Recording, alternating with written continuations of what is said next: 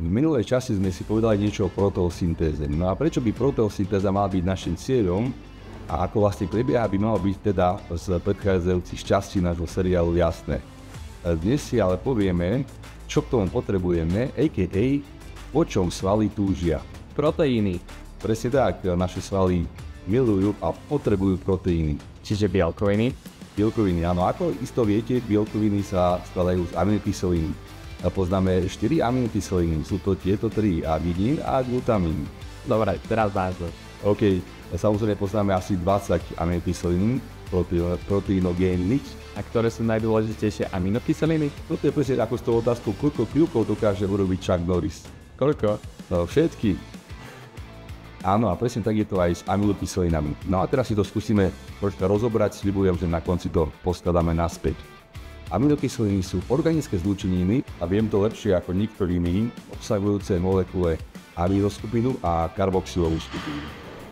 Aminokyseliny sú stavebnými jednotkami bielkovín. Delíme ich spravidla na esenciálne a neesenciálne. Esenciálne si naše telo nedokáže syntetizovať a musí ich získavať z jedla, v prípade kulturistov častokrát aj zo žrádla.